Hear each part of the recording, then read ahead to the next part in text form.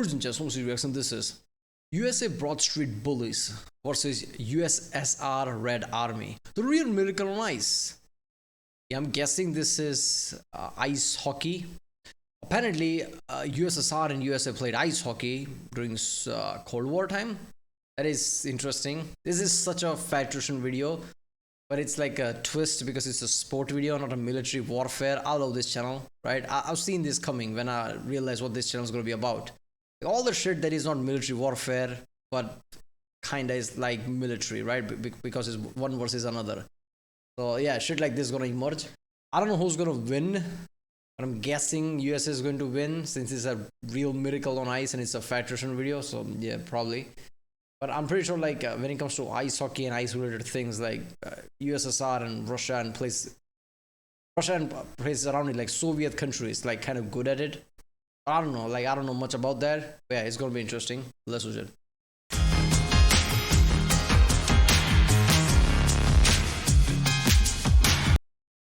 Remember, if you like my reaction, don't forget to subscribe so I know which type of videos to react to more. I like stories like this, so if you know any other video, comment down. And yeah, let's watch it. In the words of Mike Tyson, everybody's got a plan until you punch him in the face. Today we're talking about the Cold War on Ice. Ladies and gentlemen, one of my favorite movies of all time is the Disney movie Miracle. If you've never seen it, the quick and dirty synopsis of the entire movie is basically the Soviet Union Red Army hockey team was undefeated for like ever. They'd won all the Olympic medals. They were winning all the world titles. They were absolutely the best hockey team on the planet, allegedly. Yet the 1980s American Olympic hockey team managed to band together a bunch of college students, and they somehow managed to pull off the miracle on ice by, shedding their egos and coming together to work as a team to beat the Soviet Red Army hockey team. It's a great movie. It's very inspiring. It's got a real Disney appropriate message, but in that movie, they're showing off all the highlights of the Russians and the coach is explaining how undefeatable this Russian hockey team is. And part of that movie, they go in to explain how the Soviets keep coming over every single year and playing all the American NHL professional teams, and they beat up on them too. But what the movie fails to mention, and probably because it does not have a Disney appropriate message, is that there was one NHL hockey team that not only did not get beat up by the Soviet Red Army team, but whooped their ass so bad that they tried to quit mid-game, and then they had to force them to come back out and continue playing. And that team is the 1976 Philadelphia Flyers, aka the Broad Street Bullies. But first, a word from our sponsor. This video is brought to you by Henson's Shaving. Of course, it's gonna be a Philly team, Philadelphia. It's so on brand, right? Yeah, I'm guessing this is gonna be rough, right? Knowing how ice hockey works with the jabs and like all the punching, this is gonna be rough. So of course it's not a Disney thing, but yeah. Why is a guy with a beard promoting a razor company? Buh! Because I gotta separate my beard from my chest hair somehow, homie, okay? The chest hair is connected to the belly hair, which is connected to some other hair that goes up my back, and then it goes to my head, and then I'm not gonna walk around my whole life living like a circle of hair, okay? Anyways, Henson's Shaving, family-owned precision. I'm pretty sure his beard doesn't grow perfectly at that line, so he needs to like groom it and make it into shape. Pretty sure like the beard, is all over here, right? Having this kind of like bushy, like a being in prison look. So that's not what he's going for. So yeah, he needs razor basically. I need two for here. Machining company that was originally making parts for like NASA and the aerospace industry. And then one day they're like, what if we just precision machined a razor that was super nice that you could buy one time, it would last you your whole life, and then instead of buying $18.99 Gillette cartridges, you could spend like $7 on 150 razors and be good for a couple of years. So that's what they did. They built a product that looks cooler, it works better, it's actually cheaper than the competition, and the best part of all, it's built with the old school mentality of you're gonna buy this for life. As opposed to the competition. Why do they make it like this, like old style razor, like not like Gillette with a 3-4 blade style, right? You might think like that's just a gimmick, but it's really not. It makes it safer. Gillette, like at least like what is it called, turbo or whatever, with the 4 blades. That is such a nice thing, like perfectly engineered. Like you can rub it, right? It probably won't cut you. You can like scrape it without being gentle. It won't cut your skin, right? Mostly 99% of the time. So yeah, shit like this would probably like you have to be careful. So that's one of the advantages. Like you can be fast about it. So why didn't they make it like that? Why did they make old style one? I don't know. So yeah, people, go to original video page link and from there support this channel. But to understand this full story, we need to start from the beginning. In 1967, the NHL was expanding. They were going to add 6 new hockey teams, and one of those teams that they were going to add was the Philadelphia Flyers. Now, the men that are responsible for the founding and the financing of the Philadelphia Flyers hockey team are not hockey players. They are just straight up business guys that think that this could be a worthwhile venture to make a bunch of money. Now, this might not seem really important, but it actually is the most important part of the story, and it changes the face of hockey as we know it, because you have to realize at the upper echelons of management at this team, there's nobody that's actually in it for the love of the sport, okay? They're all in it for money, and the money comes from winning. Okay, if you're not picking up on a put down, I'm trying to tell you the Philadelphia Flyers is going to have some real loose morals when it comes to how that winning gets done, okay? Tradition, sportsmanship, put all that shit off to the side. We're trying to make money. I'm talking about this. So they go in, they have their first season, and You want to win or you want to go home? You want chicken dinner or what? There you go, that's the slogan. at this point in time, with all these new hockey teams coming in, there's kind of this stigma around all the new hockey teams that, like, these are the JV teams. They're not actually part of the NHL. They're not as good as the OG NHL teams. And because of that, at this point in time, whenever one of the original NHL teams is playing one of the expansion teams, there's kind of that extra incentive to perform exceptionally well in front of everybody and kind of beat up on the new guy. Despite that, the Flyers go into their second season and they actually end up making it to the playoffs, where they're going to be playing the St. Louis Blues, and the Blues go in there and literally physically beat the shit out of them, and then that's how they won the hockey game. At which point the Flyers are like, write that down. I don't know nothing about ice hockey, right? I played it as a what is it, NES game? I'm pretty sure there's an NES game, old one, Nintendo one. Somebody comment down like, why is punching is allowed in this game compared to anything else? Why is that people can beat the shit out of people, like that's accepted? I'm guessing people do that and they go to, what is it called, penalty box or something? They have to time out. But even then, like, you think like, okay, if that goes out of hand, like you're fired or something for forever. But I don't think that happens. So that's why it's part of the mechanic, I guess. It's hard to play hockey after you get your ass kicked. So at this point, the Flyers management proceeds to do what I can only describe as essentially building the Monstars from Space Jam. Those little pipsqueaks just turned into superstars. Suffering succotash. They're monstars. In the draft that year, there's this young hotshot college player that's like really, really good by the name of David Clark. The problem is nobody wants to draft this kid because he's a diabetic, and apparently everybody thinks that that's going to be a huge issue when it comes to him playing hockey at the highest level. So the Flyers go out to like the best diabetic doctors in the country, and they're like, hey, is this true? You know, what's the deal? Is this going to affect his performance? And the doctors are like, no, if he follows his protocol and eats and does what he's supposed to be doing as a diabetic, he's going to be just fine. So the Flyers draft him. So now the Flyers have their star. They have their... I don't think insulin response matters that much during intense physical activity. If anything, I'm pretty sure like insulin response kind of like plummets. Because when you rest and eat, that's when insulin spike happens, right? Insulin spike is pretty important for recovery, right? That's when you build your muscle. That's when you store fat.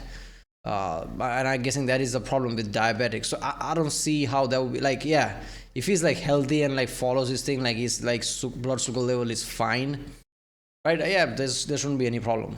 Peyton Manning, they have their Brett Favre, and the best part is he's got an axe to grind because no other team was willing to stick their neck out for him. So this dude is 100% going out there with a point to prove. So now the Philadelphia Flyers have their star. They have the heart of the team. They have their skill player. What are we going to do next? We're going to treat him like he is an NFL quarterback, and we are just going to build an offensive line to protect him. They go out and hire what I'm going to describe as the 4 horsemen of violence. Now I'm going to go ahead and read off some of their stats. Bear in mind, these are career stats and their careers aren't over yet. So these are not the stats that they have at the current time that they're being brought in, but this is going to give you an idea of who these men are. Also, important context, if you don't know anything about hockey, when you get penalty minutes in hockey, it's essentially you get taken off the ice and you have to go sit in a penalty box and you're not allowed to play for a certain amount of game time, which, as I'm sure you could imagine from like football or any other sport, you know, if your star running back gets penalized and he's not allowed to play for 3 minutes of game time, it can drastically shape the entire course of the game. So penalty minutes are a big deal. So with that in mind, our first horseman is... Yeah, I've seen Lionel Messi come in like the last 20 minutes or something. He's literally like, fuck it, put me in and like score a hat trick. This is soccer / football thing, whatever. So I can see similar shit happening here. Andre the Moose DuPont coming in at 6 foot 200 pounds with 1,191 minutes in the penalty box. Then we've got Don Selesky, aka Big Bird, coming in at 6'3", 210 pounds with 1,129 career penalty minutes. And then we've got Bob Kelly, aka The Hound, coming in at 5'10", 185 pounds with 1,454 career penalty minutes. I'm gonna have to eat every fucking chicken in this room. You're gonna die for some chickens. Someone is. And then we have our headliner, David Schultz, aka The Hammer, coming in at... Okay, anybody else feel like Game of Thrones should have some kind of a spin-off and should have been expanded more than all the like bureaucratic bullshit that it became? Because there were some really cool characters like the Hound and things. Even the Ned Stark, the original guy in the season 1 who just dies, like you just feel like, I get it, like I get it why all that happened. I get it, that might be one of the main point to like turn around. Like season 1's climax where like Ned Stark dies with the beheading was kind of like an important point to like tailor everything forward. I get that. I don't know, man. There was some like really cool characters. They could have had a spin-off, like a longevity to it. Because Game of Thrones settings with that kind of money and budget, something like revolving around Hound and shit, like that would be so cool. Like cool adventures here and there.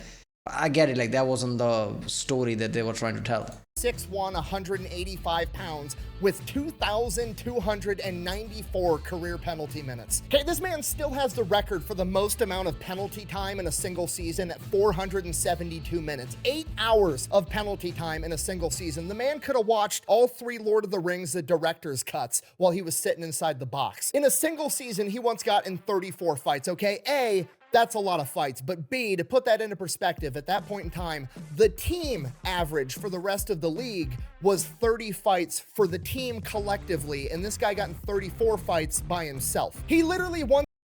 All of that. Here's my question. Do players get paid according to how much they played? Or do they just got the contract for the game? Because if it's just about the game, doesn't matter what you do inside of it. Isn't that incentivizing them to like punch people? Because if you like, okay, how many hours how many minutes you play, it's gonna matter. Nobody wants to punch other people and stay in the box and not get paid. That would be sport incentivizing people not to punch each other. But if it's not the case, clearly sports doesn't care. It's just like pretending, oh, you shouldn't punch people. Go ahead, do that. Go ahead, punch that. I'm pretty sure that I bet it's like based on the matches, not the minutes, because they want that shit. Once got in a fight while the referee was on the ice announcing how many penalty minutes he had to serve for the fight he just got in 30 seconds prior. And as a cherry on top, they hire a new head coach by the name of Freddie the Fog Shiro, a former boxer and philosopher that primarily studies Sun Tzu and Alexander the Great. Okay, if you're not picking up what I'm putting down, the Philadelphia Flyers are basically just planning to go to war, and David Clark is probably the safest man in the NHL at this point. So for the next couple of seasons, the Flyers go... So, coach, what are we gonna learn today? How to like putt or whatever the fuck we do in hockey? No. We're gonna learn how to conquer. We're gonna learn how to take territory. We're gonna learn how to punch. Like, okay. Out, and they literally just start beating the shit out of the enemy team, so much so that they almost immediately get the nickname the Broad Street Bullies, and all the other teams and their fan bases hate the Philadelphia Flyers. It gets so bad that there's like actually newspaper articles and shit where the newspaper is telling locals from different cities whenever the Flyers show up for an away game, the Philadelphia Flyers are coming, lock up your wives and kids. Hide your kids, hide your wife. But the management of the Philadelphia Flyers doesn't really give a shit, because guess what? All those other teams aren't the ones that are showing up. Forget it about the wives. They're like athletes, all that shit, cheating behind the back. What's kids? They're gonna punch the kids or something?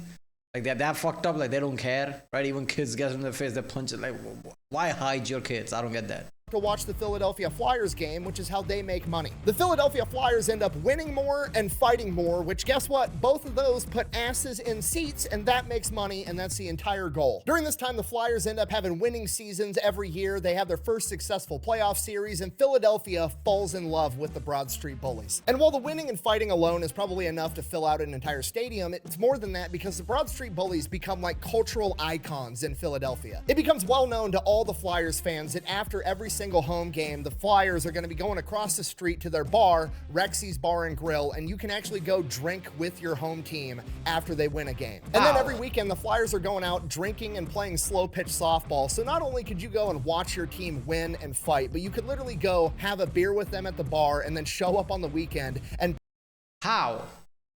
Too many people in the stadium, I'm pretty sure. Like, it's not gonna be 10 people. Hundreds and, I don't know, thousands of people. I'm guessing it must be thousands.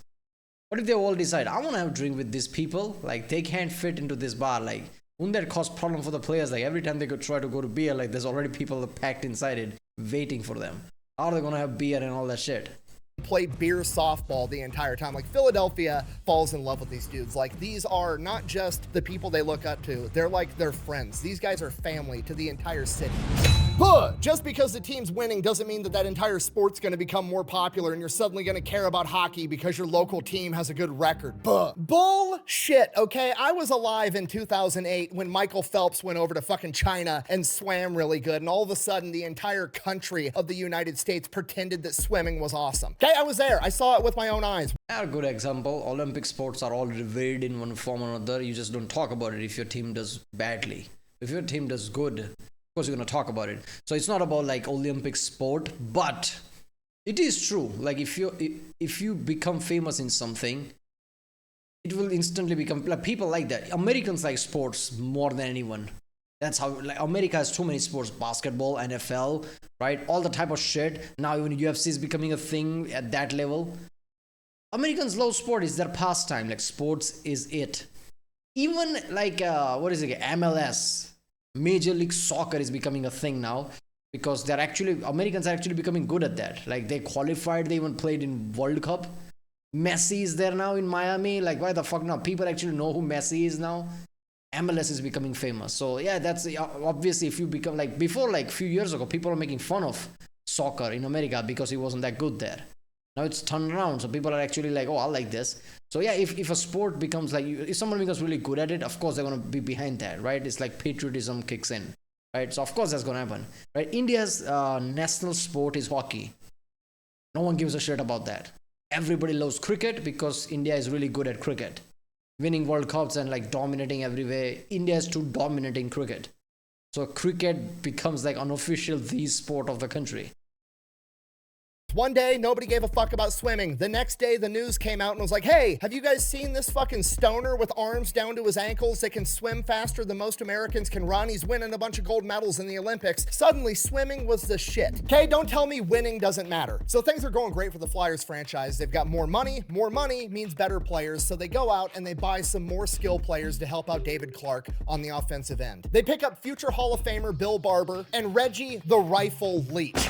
So now the Broad Street Bullies are going to go out there, beat everybody up, get them nice and soft. These guys are going to go in, score a bunch of goals. It's almost a perfect plan. They just have to make sure that nobody scores goals on them. So they go out there and they pick up future Hall of Famer, legendary goalie, Bernie Perreault. I cannot stress to you how good of a goalie this guy turned out to be. It became a saying in Philadelphia at this point in time that only God saves more than Bernie Perreault. So they've assembled the dream team. They go out in this next season and they crush absolutely everybody. They get 50 wins. They have 100 fights, 1,750 penalty minutes. They end up winning the Stanley Cup. Next season, they go out, they do the exact same thing, even harder. This is a season where David the Hammer Schultz gets 34 fights and sets the record for the most penalty minutes. They go and win the Stanley Cup again 2 times in a row. Now, that happened in May of 1975, and in 1975, it's kind of this period of cool. Hey, what's with the Stanley Cup? I remember South Park episode, like, it has written all the victors' name on it or something. It's a big, huge-ass cup. That's what that is?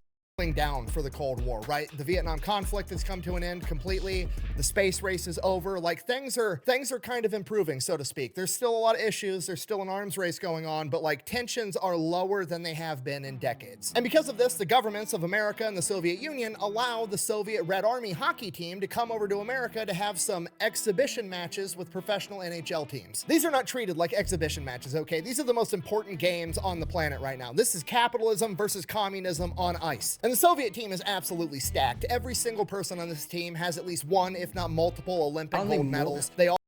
Most exhibition matches, even like football, soccer, right, is not really exhibition match.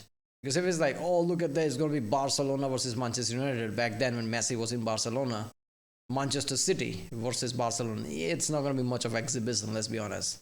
right? It's gonna be instantly like rivalry at that point, right? Two different clubs butting together, so shit like that basically. So yeah, I'm guessing this is around the time where people like, okay, I guess Cold War is just that, it's cold, nothing's gonna happen type of way, so shit were like winding down. All have like 5 or 6 world championship titles. They're a good hockey team, as much as it pains me to say that, but it's the truth.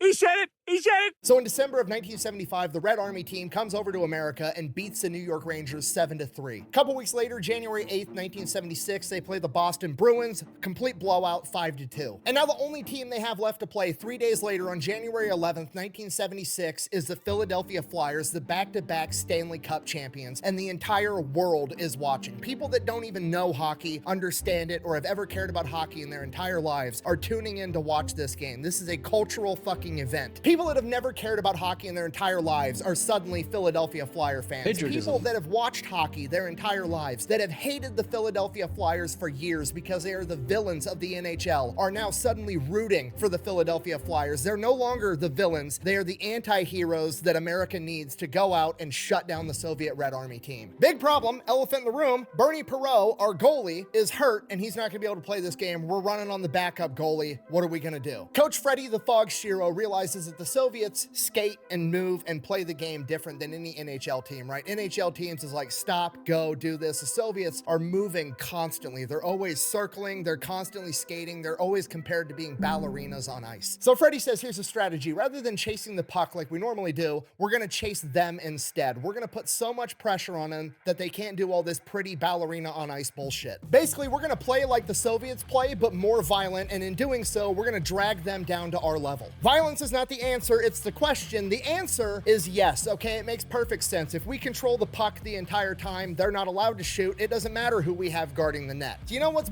Where does he come up with this shit? I like we just flip the how to ask some question. Once the answer is the question, then the answer is fucking yes. That's what it is. better than having really good body armor and getting shot? Not getting fucking shot. If we win, I'm going to be sky high, and if we lose, I think it'll be worse than dying. So the Red Army and the Flyers both take to the ice. The Red Army team's all pretty. They have matching pristine uniforms. They've got their little helmets on. The Philadelphia Flyers come out there, no helmets, no teeth, complete fucking goon squad. They go out there, they stick to the plan. They start beating the shit out of the Soviets. And when I say them, I don't just mean like the big enforcer type dudes like Dave Schultz. No, every single player on the Flyers team is playing super aggressive hockey, even their skill players. The plan is working exactly how they had hoped. The Soviets have like almost no possession time with the puck. Out of the first 13 shots of the game, the Philadelphia Flyers took 12 of them. Right out of the gate, the Soviets are getting absolutely fucking smoked, and they have no answers for the Philadelphia Flyers. So Karmelov, the Soviet team captain, their golden boy, their main character, goes out there. He gets checked when he has the puck. Wasn't even a hard check, wasn't worthy of a foul, wasn't anything. The dude flops like LeBron or some soccer player hoping to get a foul called. He lays there rolling around on the ground crying, hoping the referee's gonna call this foul. The ref basically has to go over to the Soviet coach and is like, that was a clean hit, I'm not calling it. Tell your guy to get the fuck up or I'm gonna hit you with a delay of game. So the Soviet coach throws a fucking hissy fit and tells all of his players, we're done playing this game, head out to the locker room, and the Soviets fucking leave. They bounce. We're like 11 minutes into the game and they just fucking dip. It's still 0-0, and now the world is not gonna have answers on who's actually the best at playing hockey. Now nobody knows what's going on. Minutes are going by like hours, like is the game over? Should I go home and try to beat the traffic out of the stadium? Like, what's the deal? And the NHL commissioner, Clarence Campbell, is like, okay, hold on. In a moment of genius, he hates the fucking Philadelphia Flyers, by the way, but he's rooting for them right now and he wants this game to continue. So he's like, okay, they're communist. They want a moneyless, classless, stateless society. Fuck it, let's put that to the test. He goes to the locker room and tells the Soviet coach, I'm not going to pay you guys the $200,000 you were supposed to get paid for this series unless you get your fucking ass back out on that ice and play hockey. Okay. And just like that, the Soviets magically decided that they were going to go back out there and finish this hockey game, okay? Capitalism just won in real life. Let's see if it can win on the ice. The game starts back up. It's 17 seconds in. Reggie the Rifle Leach scores the first goal. 5 minutes later, they score another goal. They've had the puck pretty much the... Yeah, I'm pretty sure communism works with the enforcement of how it should be equality, not that people's want is that. So of course, people are going to want money. But yeah, in the end of the day, oh, look at that money, capitalism. Like, they're like, all right, fine, we'll play. There you go. The entire time, they're absolutely dominating the Soviets. So obviously, how can we add insult to injury? So Joe Watson, one of the lesser-known Philadelphia Flyers, dude was on the team that won the Stanley Cup this year, and he only scored 1 goal the entire season. He goes up, he scores a goal on the Soviet goaltender that is supposedly the greatest goalie on the planet at this point in time. Everybody in the stadium, except for the Soviets, the crowd, the Flyers themselves, goes absolutely fucking nuts. He goes back up to the bench, and Freddie the Fog tells him, "You just set Soviet hockey back by 20 years. After that, the Soviets do manage to squeak 1 goal in there past the Flyers, so they immediately return the favor, scoring a 4th goal. The game ends 4-1. You know what I don't understand is how do you quantify greatest that way if the two sides has never met? How do you know who's greatest? Like, people analyze skill based on what? I still don't get it. Oh, the certain guy in the featherweight division in the UFC is the pound for pound greatest. How the fuck you know? He never fought into heavyweight. He doesn't know how to fight at a heavyweight. He's not allowed to fight at heavyweight or light heavyweight. He's gonna die, right? Because their sizes scale up, the skill changes a bit. But who are you to decide who has better skill than the other just because he's little and like can move a bit faster? That's not skill, right? That's just agility and athleticism. So yeah, okay. At this time, Soviet team was the greatest. They never played against like Americans. They don't play against Americans, right? This was the whole point of this exhibition match. So how was he the greatest goalie? With what metric, right? This is why a lot of sports have World Cups, like football, cricket. All the best around the world will gather and we'll see who the fucking best is. The Flyers dominated the entire time. The Flyers took 49 shots and the Soviets only got to take 13. In the post-game interview, David Clark, the captain for the Philadelphia Flyers and the MVP that year, rolls up, no helmet, no front teeth, and says, "Just so we're all on the same page, this doesn't prove that North American style hockey is better than Soviet hockey. This proves that the Philadelphia Flyers are better than their best." And that's probably why Disney didn't want to cover this in the movie. It's not the heartwarming, inspiring little tidbit about, oh, it's not about winning or losing, it's about how you play the game. No, this is a story about how sometimes violence is effective and being the bigger bully fucking works. Thanks for watching. Best way to support the channel is go buy some merch over at thefatelectrician.com. Quack bang out. And then, as a thank you to the Philadelphia Flyers for effectively saving the day, they went and changed all the rules in professional hockey to more heavily penalize fighting and violence, and it basically ended the Philadelphia Flyers' success and their 3rd run for a Stanley Cup. We call that nerf patch about to happen. I mean, you understand, like, ask any guy outside who likes hockey, like me, who was said in the start of the video, like, how is that allowed?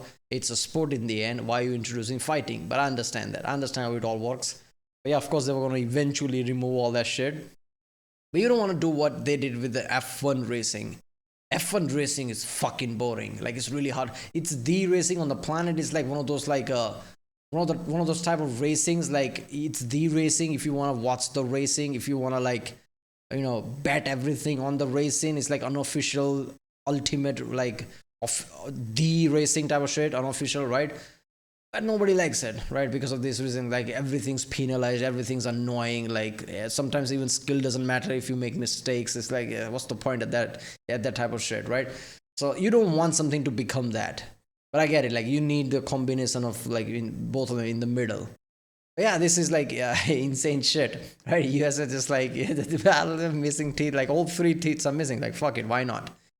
Shit, like I think, you know, like Disney can make I think Disney can make a movie like that. Like they'll make some questionable things that I guess slip through the cracks because they didn't realize what they're making or something. But yeah, I think they can make that if they really wanted to, but they just didn't want to. There's too many real world events that people can take from. But there are creative writers and directors who want to take things differently. I guess it's their purview. If they want to make something fictional, why not? But if something realistic exists in the world, just make them. You're serving history and you're serving entertainment to people. You're doing a lot of jobs at once. It's better to do it that way. I don't know. Alright, well, if you like my reaction, don't forget to subscribe and I'll see you next time.